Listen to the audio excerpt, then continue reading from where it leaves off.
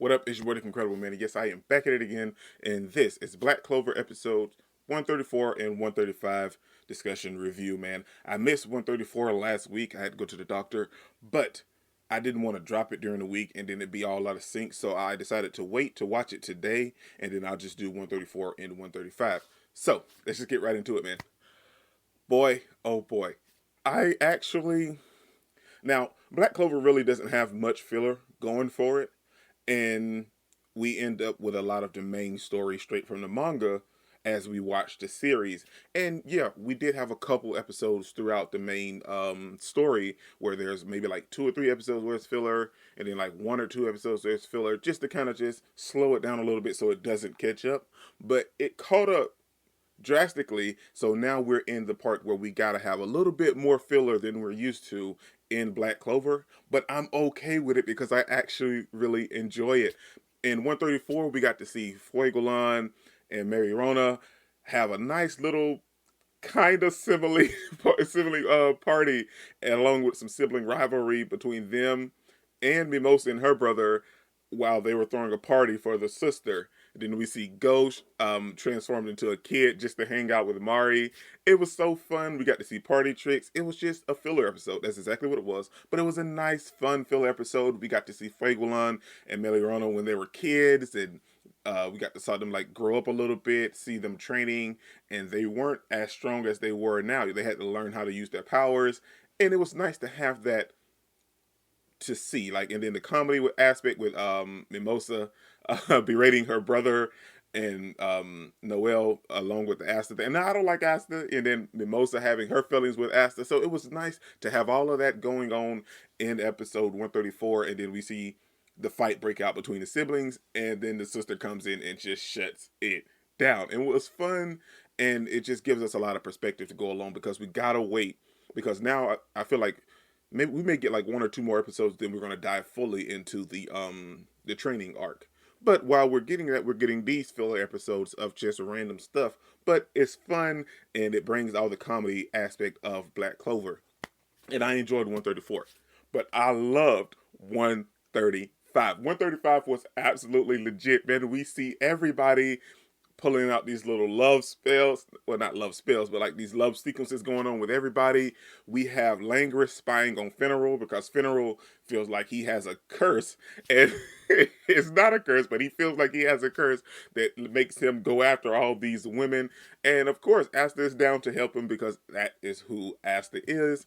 And then we see all of these people going on a mixer. We have Seki and his 3 little buddies going on a mixer with girls that's not interested in them, and he's constantly lying through the whole segment that they show him. He's just, yeah, I done this, and I saved the kingdom. Lies, lies.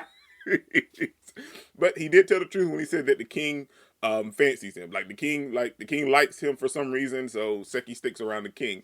So that was the truth. But then we see Charlotte and Yami having a mixer with Gordon, and, and Magna. We see Magna just back there just going to town eating the food along with Soul because she doesn't want to lose Charlotte to anyone. And I really love the aspect of Charlotte and Yami because I cannot wait for them to actually get together. I love the fact that Yami's so dense and Charlotte's so inequipped for love. Like, she doesn't really know how to act around anything, so she had to ask members of her squad to be there to help her, and she had to ask what's her name? I can't remember. The other chick with the angel wings to help her pick out a dress and find out what to do and how to act around Yami, because Yami's like super dense. So she doesn't know how to act. She doesn't know anything about love, and Yami doesn't know how to act because she's acting this way. So Yami's dense and Charlotte doesn't know anything about love. So they make a perfect couple, and I can't wait for them to actually be together. And the whole segment about them was actually really, really funny. I love the whole parts about Yami and Charlotte. Yami mentioning that, hey, when I have to powder my nose, I use I use one of my members to use spatial magic. And then when they touch hands, Charlotte jumping out of the window. What? It was so much fun, man. We have Finneral trying to overcome his playboy status because Langris told him, hey, if you don't get over this, you're not equipped for Miss Finnis. And Then we see Langris over here in like a trench coat and a hat, just, and him and Miss Finnish just sitting over there watching Funeral, and he couldn't help himself. He tried the whole episode. He tried, and he was being calm, cool, and collected. And with him acting like this, he had one girl that was actually really interested in him, and he couldn't act on it, because if he acted on it, he would show his true self, and then she would definitely be turned away. But he couldn't help it when Charlotte came in there falling. Oh my gosh. He gave up. The girl was like, no, he's not the man of my dreams. Because for some reason, she's infatuated with guys that's not real. Like, she's reading novels, and she wants these people to be like these characters in the novel, and real life people aren't like that. But she wasn't feeling Funeral anymore. Then we have Luck trying to fight his date the whole night, and she's so mistaken. That's not...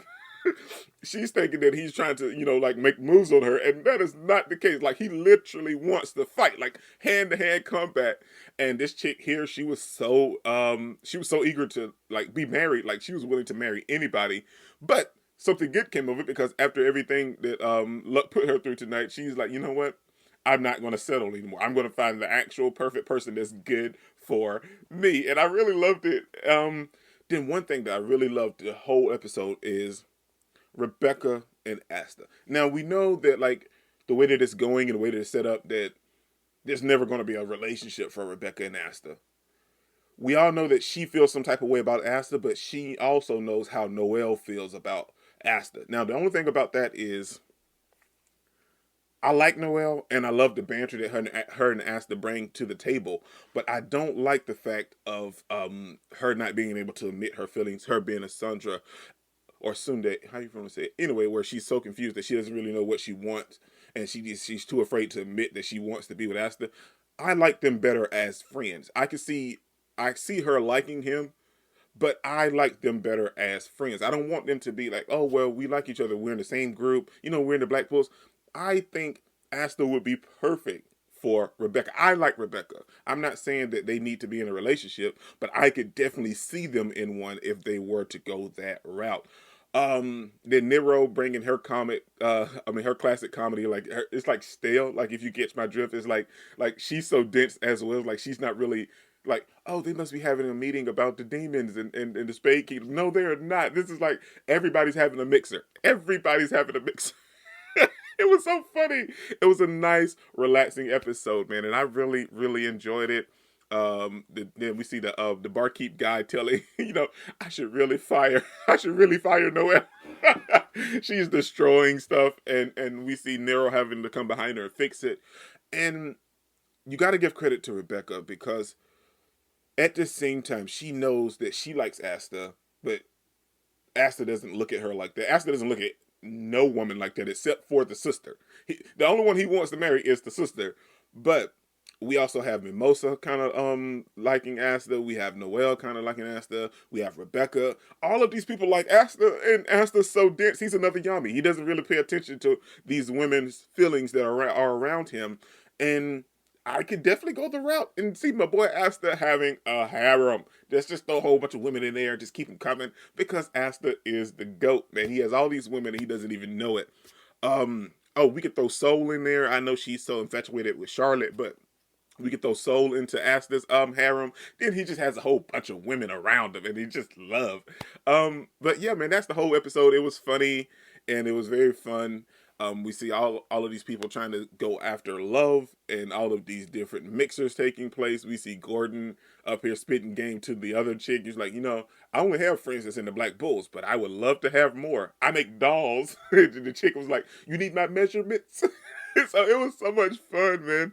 And then we see Fenrir catching Charlotte, and she throwing him into the floor, and Miss Finnis and Langer's like, you know what? It's time to go. So it was so much fun, and it was a nice, fun-filled episode, man. This is your Dick Incredible. Don't forget to smash that like button until you can't smash it anymore. Comment down below, and I'll be sure to respond to each and every one of them, and subscribe, but only if you really want to, man. Remember that anime matters, anime is greatness, and anime is life, man. Peace out. I cannot complain, because today, I'm doing my thing. I stay my lane and fight through